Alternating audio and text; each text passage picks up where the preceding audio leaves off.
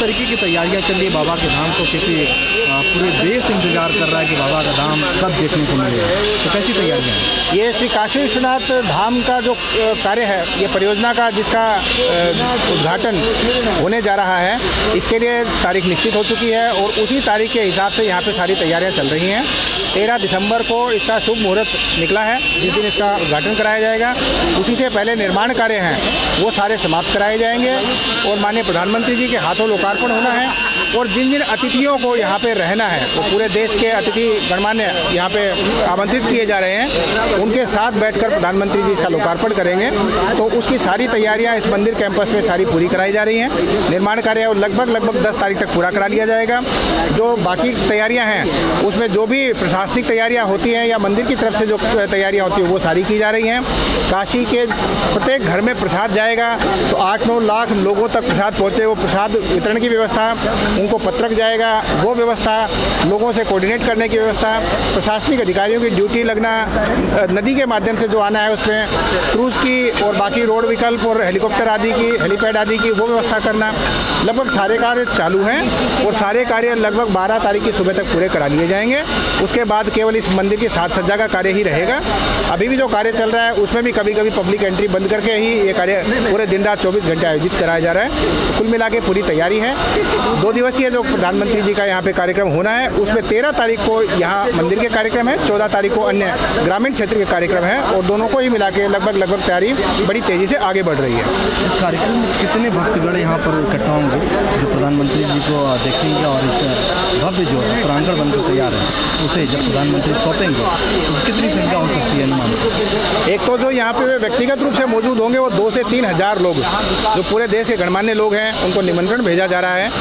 वो यहाँ पे प्रधानमंत्री जी के साथ बैठकर इस कार्यक्रम का पूरा अवलोकन करेंगे और लाइव कम्युनिकेशन के माध्यम से तो पूरे देश विदेश में इसका प्रसारण किया जाएगा। इसमें डीडी के माध्यम से, यूट्यूब चैनल के माध्यम से पूरा लाइव प्रसारण होगा और पूरे लाइव प्रसारण के माध्यम से तो सारी जनता इसको देखेगी।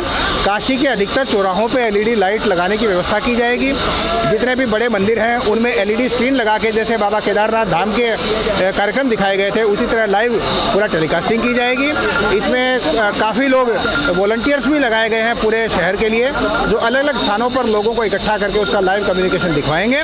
तो कुल मिला के देश विदेश में लाइव कम्युनिकेशन संचार माध्यम से और लाइव फिजिकल रूप से जो देखना है कार्यक्रम वो लगभग 2 से 3 हज़ार लोगों की व्यवस्था यहाँ पे की जा रही है। अगर लागत की बात करें तो कितनी लागत आई है काशी विश्वनाथ कॉरिडोर को बनाने में? इस पूरे कॉरिडोर को बनाने के लिए लगभग 900 करोड़ रुपए व्यय हुए हैं, जिसमें आधी धनराशि लोगों को यहाँ पे मुआवजा देने के लिए, विस्थापित करने के लिए और जो रिहेबिलिटेशन का कंपनसेशन है उसको देने के लिए 450 करोड़ लगभग, यहाँ करीब 1100 परिवार यहाँ रहते थे उनको दिया गया है। उनके घर भी कुछ थे, कुछ दुकानें थी, कमर्शियल इस्टेब्लिशमेंट थे और कुछ अलग अलग प्रकार के यहाँ पे भवन थे जिनका सारा अधिग्रहण किया गया है और बाकी 450 करोड़ से ये सारा निर्माण कार्य जितना हुआ है वो लगभग जो समाप्ति पे तरफ बढ़ रहा है उसके ऊपर व्यय हुआ है। तो कुल मिला के 900 करोड़ रुपए यहाँ पे सरकार के व्यय हुए हैं और पूरी तरह इन 900 करोड़ के बाद जो भव्य स्वरूप निकल के आया है ये उसी का परिणाम है कि बहुत मिनिमम टाइम में इसका कार्य पूरा हो पाया है। 24 भवन बनकर तैयार हुए हैं। कौन कौन से भवन, क्या क्या सुविधाएं हैं यहाँ पर? ये जो भवन बनाए गए हैं इसमें मुख्य मंदिर का आंतरिक प्रांगण है जिसमें लोगों का सर्कुलेटिंग एरिया है। इसके बाद बाहरी मंदिर का जो हमारा चौक है उस चौक क्षेत्र में 5000 लोगों का सर्कुलेशन का एरिया है। उसी में अलग अलग प्रकार के एम्पोरियम हैं, रिलीजियस जो बुक्स हैं उसके स्टोर्स हैं, जो सुविनियर होंगे उसकी दुकानें हैं, जो धार्मिक ग्रंथ हैं या धार्मिक दृष्टि से जो काशी की संस्कृति को आगे उजागर करते हैं उस तरह के यहाँ पे हैंडीक्राफ्ट और हैंडलूम के एम्पोरियम्स हैं। और उसके बाद जो भवन बने हैं उसमें मुमुक्षु भवन है जिसमें वृद्ध लोग कुछ दिन के लिए यहाँ पे रह सकेंगे। काशी की वाराणसी गैलरी है जिसमें अलग अलग प्रकार से काशी विविध रूप ले रही है, धार्मिक रूप से, सांस्कृतिक रूप से उसका प्रदर्शन किया जाएगा। इसके बाद म्यूजियम है वाराणसी का, उस म्यूजियम में विभिन्न प्रकार की चीज़ें अलग अलग समय में अलग अलग चीज़ें प्रदर्शित होंगी। टूरिस्ट फैसिलिटेशन सेंटर है, जितने भी टूरिस्ट आएंगे उनकी सुविधाओं के लिए यहाँ पे व्यवस्थाएं दी जाएंगी, उसकी व्यवस्था की जा रही है।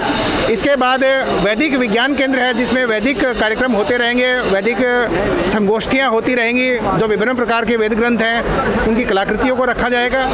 इसके अलावा भी यहाँ पे कई भवन बनाए जा रहे हैं जिसमें अलग अलग प्रकार के प्रयोजन हैं। फूड कोर्ट बनाए जा रहे हैं, रिलीजियस जो कार्य हैं उसका व्यवस्था की जा रही है।